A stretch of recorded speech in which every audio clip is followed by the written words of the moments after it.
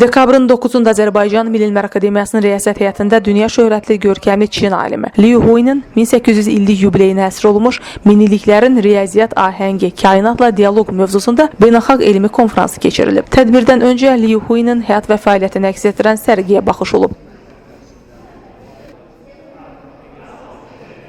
Konfransı giriş nitqi ilə açan Azərbaycan Milli Elmlər Akademiyasının prezidenti akademik İsa Həbibbəyli son illərdə Azərbaycan-Çin əlaqələrinin genişləndiyini, Prezident İlham Əliyevin və Çin Xalq Respublikasının sədri Xi Jinpingin ikitərəfli münasibətlərimizə böyük önəm verdiklərini söyləyib. Ölkələrimiz arasında siyasi-iqtisadi sferalarda yüksək əlaqələrin mövcud olduğunu deyən akademik İsa Həbibbəyli, Azərbaycanın Çinin bir kəmər, bir yol layihəsini dəstəklədiyini, öz növbəsində Çinin və Zəngəzur dəhlizinin açılması ilə bağlı ədalətli mövqe nümayiş etdirdiyini bildirib. Son illərdə Azərbaycanla Çin arasında elmi ədəbi əlaqələrin də yüksək səviyyədə olduğunu deyən akademik İsa Həbibbəyli, Amiyanın Çin Sosial Elmlər Akademiyası, Hebei Sosial Elmlər Akademiyası, Hong Kong Kore Akademiyası, Pekin Xarici Dillər Universiteti və Hebei Pedaqoji Universiteti ilə sıx əməkdaşlıq etdiyini, həmin müəssisələrlə əməkdaşlıq memorandumlarının imzalandığını diqqətə çatdırıb. Bugünkü konfransın dünya şöhrətli görkəmli Çin alimi Liu Huinin 1800 illik yubileyinə həsr olunduğunu deyən Amiya rəhbəri vurğulayıb ki, onun riyaziyyata və həndəsəyə dair tədqiqatları dünya riyaziyyat elminin əsaslarını təşkil edib,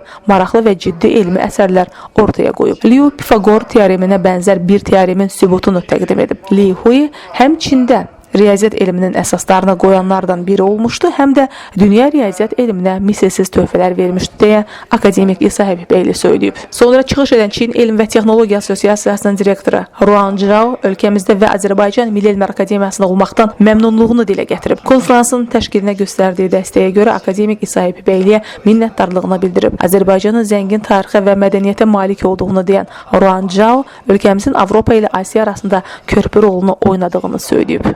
Konferansda çıxış edən UNESCO üzrə Azərbaycan Respublikasının Milli Komissiyasının nümayəndəsi Mustafa Şabanov komissiya adından tədbir iştirakçılarını salamlayıb. Qeyd edib ki, Liu Huinin 1800 illik yubileyinin qeyd olunması UNESCO-nun 2024-2025-ci illər üzrə tədbirlər planında əksini tapıb və bu, elmin, düşüncənin, bəşəri dəyərinin ifadəsidir. Mustafa Şabanov bildirib ki, bu qərar UNESCO-da qəbul edilən zaman Azərbaycan buna öz dəstəyini ifadə edib, Çinlə həmrəylik nümayiş etdirib. Leyli Naymi qızı Ziya Xudiyev, Fərid Həşimov, Elm TV.